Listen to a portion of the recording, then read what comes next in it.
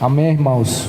Eu concedo os irmãos a se aproximarem do local. Vamos acolher essa palavra, né? Vamos realmente celebrar com júbilo ao Senhor a mensagem que Ele tem para transmitir aos nossos corações. E no clima de reverência, né, nós possamos nos achegar a tal palavra, possamos deixar nossos ouvidos realmente abertos para que o Senhor possa falar, mas falar profundamente em nosso ser.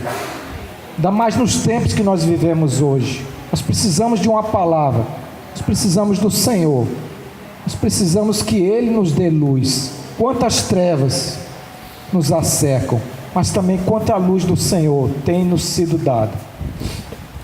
Eu inicio as palavras com um escrito de um irmão, do qual esta semana o Senhor me apresentou para que eu pudesse ler. É um irmão alemão, chamado Dietrich Bonhoeffer. O irmão Nery me corrija, né? Mas esse santo, eu já tinha ouvido falar dele uma época, e o Senhor esta semana pôde me abençoar com a biografia dele. São 561 páginas, das quais eu já devorei 300 e eu ainda quero persistir e terminar, porque é muito rica a biografia deste servo de Deus. E uma das suas frases, são muitas, ele deixou esta, que eu acho que é muito favorável ao evento aqui. A comunidade cristã confiará somente no sincero servo da palavra de Jesus, porque sabe que assim está sendo conduzida, não por sabedoria ou por arbitrariedade humanas, mas pela palavra do bom pastor. A questão da confiança espiritual, tão intimamente ligada à questão da autoridade espiritual, decide-se na fidelidade com que alguém cumpre o serviço de Jesus Cristo, e jamais nas qualidades extraordinárias que Ele dispõe. Encontrará autoridade somente aquele que não busca a autoridade própria, aquele que, sujeito à autoridade da palavra, é um irmão entre os irmãos. Vejam que preciosidade esse irmão deixou para nós. E vejam que ligação que temos uns com os outros, como apenas irmãos. Não há superior nenhum aqui. O único superior é nosso sumo sacerdote. É esta pessoa a qual nós contemplamos, mas que também se fez servo manso e humilde. Desceu até nós. Louvado seja o nome do Senhor. Irmãos, nós vamos falar algo sobre esse tema, intolerância. Mas é importante que a gente entenda o alcance do que está aí, desse tema. Não vai ser resumido esse tema apenas ao que aqui for falado. Os irmãos devem buscar se aprofundar mais nesse tema. Então, as palavras que são dispensadas aqui é como se fosse um primeiro passo que nós devemos dar num caminho que o Senhor vai abrir. Todos nós, como corpo de Cristo, somos concitados a isto. Ninguém que está aqui para proclamar algumas palavras, ele vai finalizar, ele vai dar um processo de início, e cada um dos santos deve ser despertado a prosseguir nesse caminho. Lembram-se, né? Multiforme sabedoria de Deus, é assim que ela funciona. Nenhum tema aqui é fechado. Por mais debatido que seja, a questão não se fecha. Ela tem que ser um viver. Então, para falar um pouquinho de intolerância, nós vamos primeiro mostrar primórdios dessa questão de intolerância. E eu não quero aqui conduzir ninguém a que a gente critique a questão de ser intolerante. Nós precisamos discernir entre qual o momento que seremos intolerantes e qual o momento que sejamos tolerantes. Quero que os irmãos compreendam muito bem isso. Não estou aqui a pregar intolerância. Não, é para a gente não ser intolerante. Não é nada disso. nós precisamos ter discernimento espiritual quando tivermos que ser tolerantes e intolerantes. Os irmãos entendem isso? Para depois não ficar dizendo, não, o irmão botou um termo intolerância, então é para a gente não ser intolerante? Não é nada disso. É para a gente descobrir a questão da intolerância e, consequentemente, da tolerância. Então, vamos iniciar esse tema. Bom, a tolerância ela vem, e aí eu acredito que o irmão deve ter ido buscar, mas a tolerância vem trazer uma questão de aceitação, né? Empatia. Se até tiver um discurso maior, fique à vontade, tá? Mas a tolerância vem a trazer algo assim, empatia, aceitação daquilo que é falado, do que a gente convive, mais ou menos isso, eu ser um com aquela pessoa, aceitá-la, conviver com aquilo, né? Tá, isso aí é correto. Agora vamos ver uma questão da intolerância que surgiu em nós. Como é que ela nasceu, a questão da intolerância, que não é a tolerância aceitável, que não é a intolerância aceitável por Deus. Vamos pegar ali, num exemplo muito de princípio, né? Quando surgiu a intolerância, que Deus não quer, porque Deus quer que o homem tenha, em certos aspectos, intolerância. Mas qual a intolerância que Deus não permite? Quando ela nasceu? Vamos abrir nossas Bíblias em Gênesis, capítulo 4.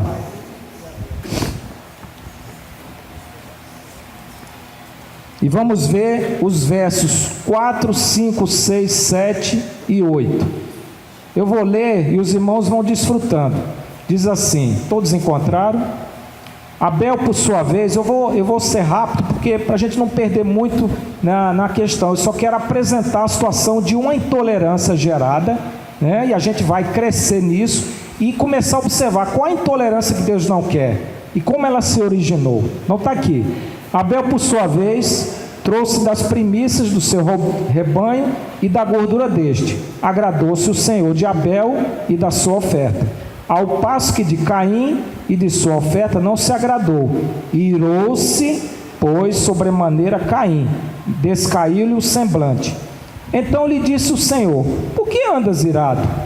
E por que descaiu o teu semblante? Se procederes bem, não é certo que serás aceito?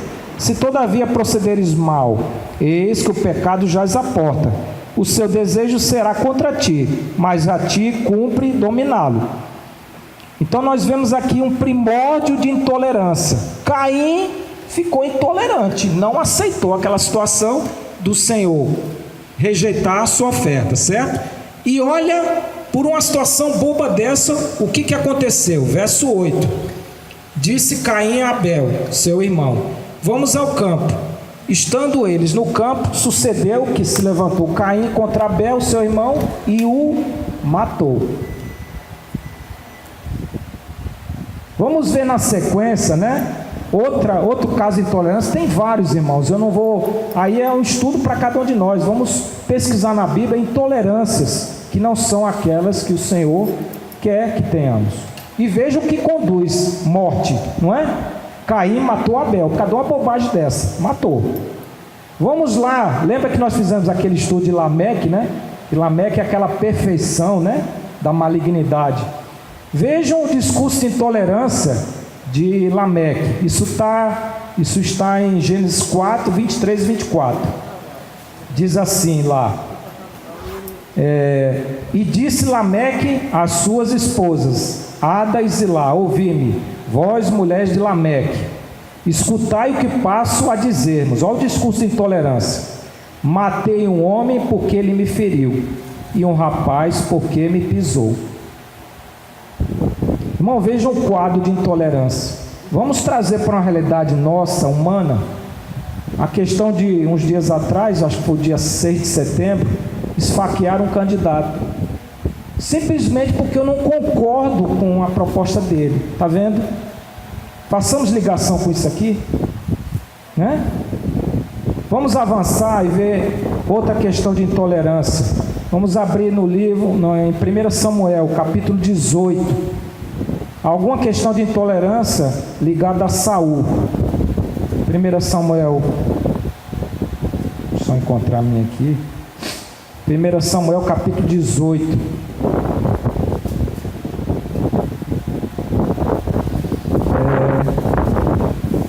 Versos 7, 8, 9, 10 e 11. Vamos só acompanhar e tire um pouco dessa intolerância que está aqui.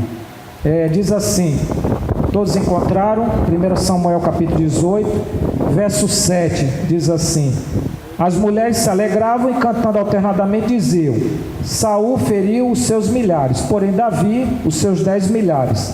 Então Saul se indignou muito, pois essas palavras lhe desagradaram em extremo, e disse: 10 milhares deram elas a Davi, e a mim somente milhares. Na verdade, quem lhe falta senão o reino? Que lhe falta senão o reino? Daquele dia em diante, Saul não via Davi com bons olhos.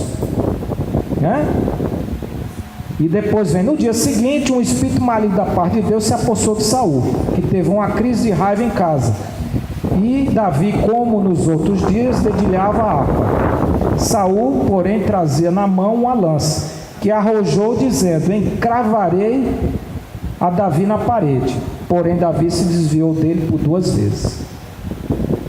Vamos agora dar continuidade, nessa intolerância de Saul. 1 Samuel, capítulo 19, verso 1. Diz assim lá: falou Saul a Jonatas, seu filho, e a todos os servos sobre matar Davi. Matar Davi. Jonatas, filho de Saul, muito afeiçoado a Davi. Vamos agora para 1 Samuel, capítulo 20, versos 30, do 30 ao 33.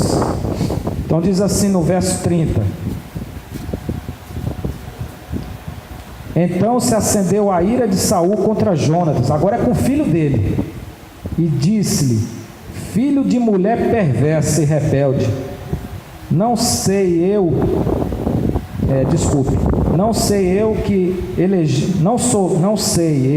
que elegeste o filho de Jessé para vergonha tua e para vergonha do recato de tua mãe? Pois enquanto o filho de Jessé viver sobre a terra, nem tu estarás seguro, nem seguro o teu reino. Pelo que manda buscá-lo agora, porque deve morrer. Eu vou parar até aqui. Estão vendo a questão da intolerância, onde não deve haver? Vamos avançar. Vamos agora com a intolerância em relação à própria pessoa do Senhor. Vamos abrir em Mateus, capítulo 9. Essa questão de intolerância, os irmãos podem apanhar em outros textos da Bíblia, demonstrações de intolerância, que não são aquelas permitidas pelo Senhor. Então vamos para Mateus, capítulo 9.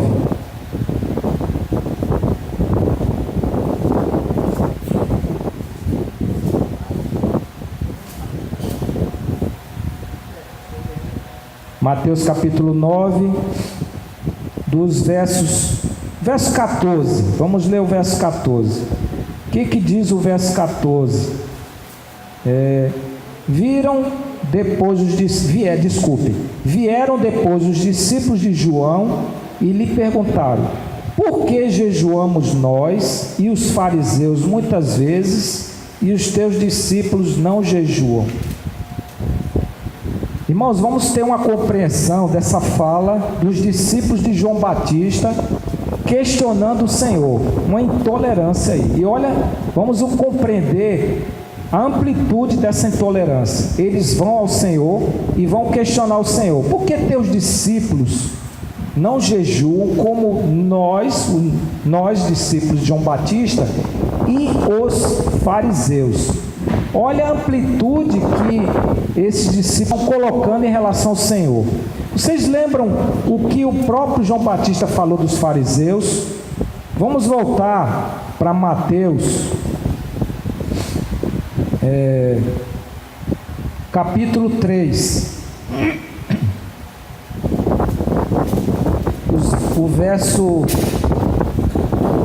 O capítulo 3 está falando sobre a pregação de João Batista que ele batizava, né? Agora veja o que interessante. No verso 7 diz assim: vendo ele, porém, que muitos fariseus e saduceus vinham ao batismo, disse o que para eles? Interessante, né? João Batista disse que os fariseus eram raça de víboras, e agora os discípulos de João Batista estão questionando o Senhor, dizendo que eles, discípulos de João Batista, jejuam, como também os fariseus. Veja, irmãos, como isso é perigoso. A gente começa, para poder ter um discurso de intolerância, se unir às forças, porque se são raça de víboras, eu posso usá-los como exemplo.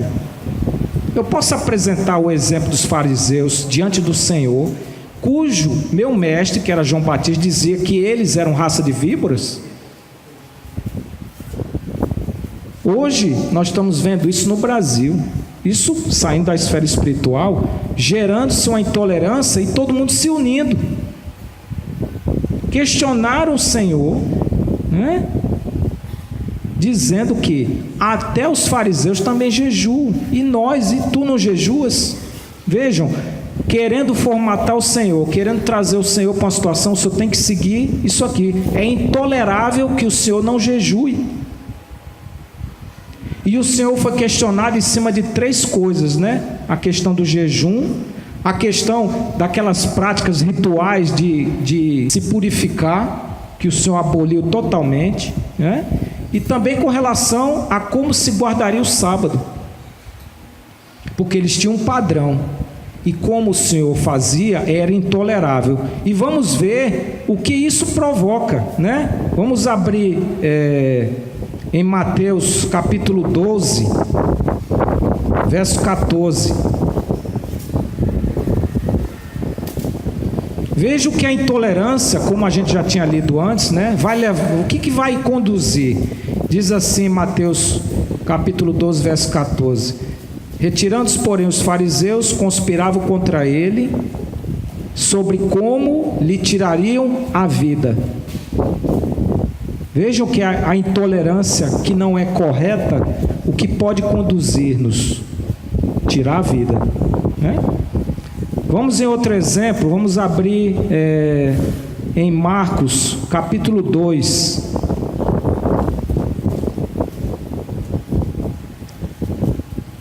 Marcos, capítulo 2, verso 16.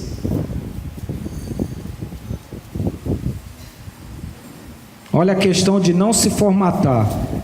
Aqui diz: os escribas dos fariseus, vendo-os comer em companhia dos pecadores e publicanos, perguntaram ao discípulo: por que come e bebe ele com publicanos e pecadores? Né? A gente sempre quer mostrar um padrão.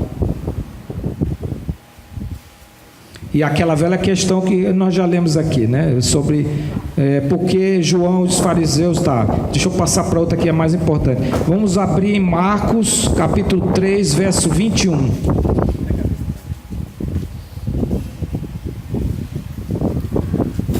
Olha a intolerância também na própria família do Senhor. Diz assim em Marcos 3, 21: e quando os parentes de Jesus ouviram isto, saíram para o prender. Está vendo a intolerância? Vamos agora para João capítulo 5, verso 18.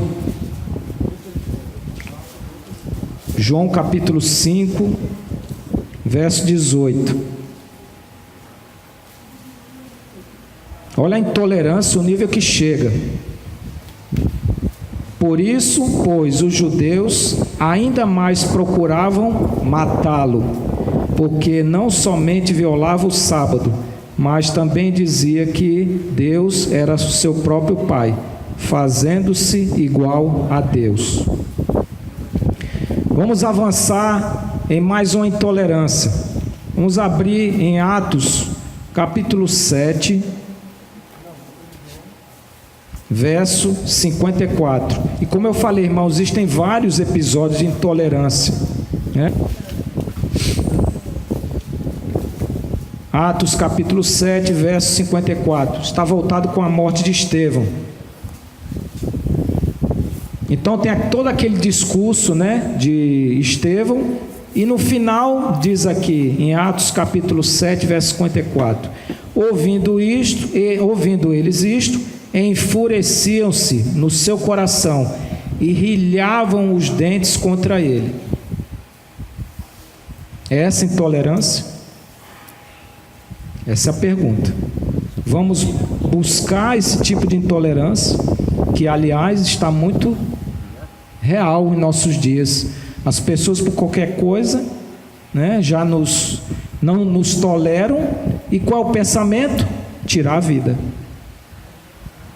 Nada mudou, né? As coisas que antes aconteceram estão hoje a acontecer. Então nós precisamos ter muito discernimento espiritual. Agora, deixa eu mudar o discurso. Aí a velha pergunta: aonde, quando, como poderemos ser tolerantes e quando seremos intolerantes? Essa questão entre ser tolerante e intolerante só se discerne espiritualmente. Nós não temos condições de fazer tal discernimento. Nós precisamos do Senhor, porque, vejam, aquilo que eu falei, então quer dizer que não é para ser intolerante, é para ser tolerante? Não. Vamos a um exemplo disso, né? E lógico que vão ter outros. Vamos abrir Apocalipse, capítulo 2. Apocalipse capítulo 2, verso 1.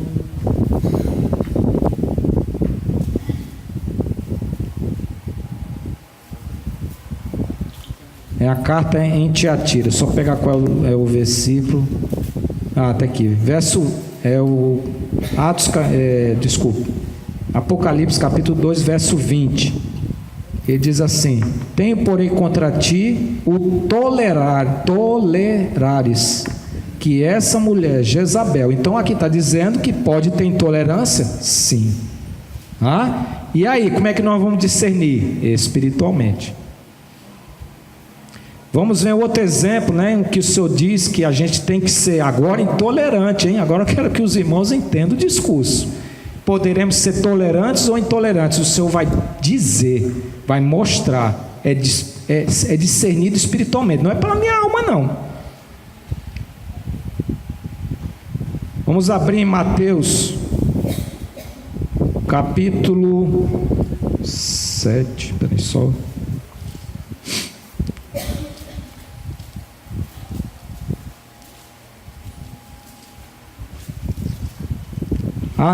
Isso. Mateus capítulo 7, verso 6. Todos encontraram? O que diz lá? Não deis aos cães o que é santo, nem lanceis ante os porcos as vossas pérolas, para que não as pisem com os pés, e voltando-se vos dilacerem. Discernimento. Como é que eu vou saber, com tudo que o Senhor falou, né, no Sermão da Montanha, aonde eu vou poder empregar, aonde eu não vou poder empregar, aonde eu vou ser tolerante, aonde eu não vou ser tolerante? Discernimento espiritual. E eu queria colocar um exemplo disso, porque deram aos cães o que é santo. Exemplo disso foi o que aconteceu na Alemanha, no período da ascendência de Hitler. Eu estou lendo um livro que fala sobre a biografia do irmão Dietrich Bonhoeffer, e ele vai contar isso muito bem contado. Toleraram uma pessoa ou um sistema que não poderia ser tolerado, e aí o resultado foi esse: deram aos cães o que é santo. O resultado foi uma tragédia. Algo que realmente só eu tinha estudado, né? Como militar, minha formação, eu estudei todas essas guerras, né? Mas não com a profundidade que esse livro tem trazido. E claro que hoje com a visão espiritual. Nós precisamos, irmão, nos preparar, porque o que mais Satanás tem inflamado é discurso de intolerância. Em todos os sentidos, nós estamos sendo levados a sermos intolerantes como o mundo quer, não como o Senhor quer, porque nós precisamos fazer a distinção, que temos que ser intolerantes espiritualmente quando o Senhor nos dá direção, claro que sim, mas o que o mundo está querendo nos ensinar é sermos intolerantes com as coisas que Deus não quer que sejamos, não é isso? Os princípios e valores. Nós precisamos voltar ao princípio. Lembra o Evangelho de João? Numa época de crise, João vai escrever seu Evangelho muito tempo depois. Como é que João escreve o Evangelho dele? No princípio. Nós precisamos voltar ao princípio. E sabe o que aconteceu na Alemanha, na época de crise? Rasga o Antigo Testamento. O inimigo é sórdido, ele sabe fazer as coisas. Na Bíblia fala na questão dos anticristos e do anticristo. Nós vemos claramente que Hitler foi um dos anticristos. E olha que causou um estrago muito grande. Por isso, irmãos, nós precisamos conhecer essas histórias para poder saber como responder aos dias de hoje. Não podemos olhar como relato histórico do passado, visto no museu. É muito real. Ele precisa trazer alguma atitude prática para os dias de hoje. Quantas coisas o Senhor me fez ver de intolerância minha que não é a que Ele quer? E quantas coisas também o Senhor fez me ver de tolerância minha que não é a que Ele quer, né? De ser tolerante com coisas que Ele jamais deseja que sejamos. Nós...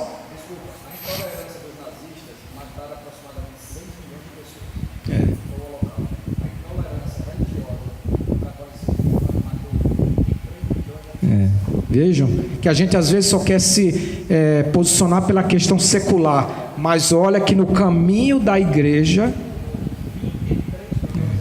um absurdo.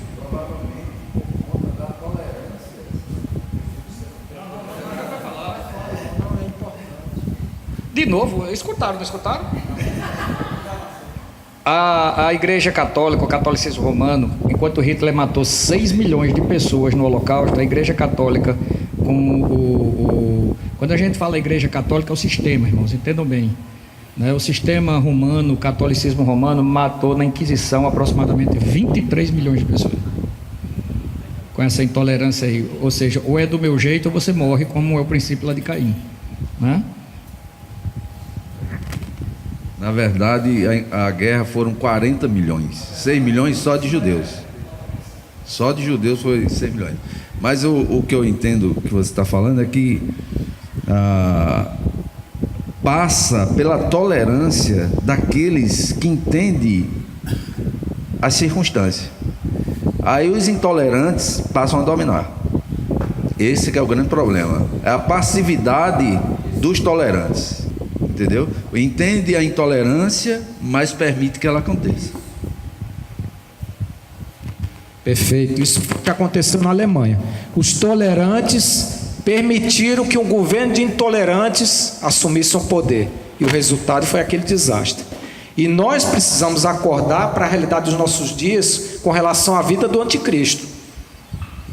O quadro na Alemanha, se os irmãos lerem essa biografia, é desolador. Claro, depois da Primeira Guerra Mundial, os alemães foram reduzidos a nada. $1, isso em 1923, $1 valia 4 bilhões de marcos. Irmãos, não dá para a gente ter ideia disso. As pessoas reclamam da desolação agora lá na Venezuela. Isso ainda é muito pouco, muito pouquinho para o que aconteceu na Alemanha. A Alemanha foi envergonhada. E não houve misericórdia, não houve tolerância nenhuma àquele povo, e o resultado foi um reino de intolerância. Vejam, nós precisamos conhecer essa história, irmãos. A gente tem o Senhor, como diz, a palavra rema se torna rema antes pelo logos. Nós precisamos buscar esse logos da palavra também, para que ele se transforme em rema. Temos que ter consciência das coisas, os irmãos têm falado disso. E o conhecimento, buscando a pessoa do Senhor, o Senhor vai dar, irmãos. O Senhor quer isso de nós. Não é um bando de acéfalos que alguém lidera e conduz para onde quer, não. O nosso único líder é Cristo Jesus. E Ele, com certeza, tem que nos dar discernimento. Nós precisamos buscar, sabe? É uma mensagem que eu deixo, eu não vou me alongar muito, porque eu acho que é um tema que tem que suscitar em nossos corações, despertar a verdadeira realidade, o quadro que se encontra hoje. O que nós vamos assistir, irmãos, é algo desolador. Se vocês lerem o que aconteceu na Alemanha e projetarem, vai ser muito pior. Então eu acredito que o Senhor mexeu comigo essa semana nisso aí, e o Senhor me apresentou as coisas, e eu sou grato por isso. Mas não adianta ficar só em mim, nós precisamos propagar isso. Nós precisamos levar esse caminho para o Senhor à frente. Uma sociedade que está desse jeito hoje, intolerante, e nenhum discurso consegue amenizar isso. E a palavra viva de nosso Senhor, qual o papel que ela tem desempenhado nessa sociedade para acabar com isso? Então, essa mensagem eu não vou me alongar, porque eu acho que não é o caso. A gente tem que desfrutar, a gente tem que ganhar dessa palavra, a gente tem que discernir, porque é assim que o Senhor quer que nós possamos avançar. Então, que o Senhor, os irmãos quiserem compartilhar, eu não vou realmente, como eu já disse, prolongar isso, porque é preciso concitar os corações, e é assim que o Senhor ganha as pessoas. Louvado seja o nome santo do Senhor.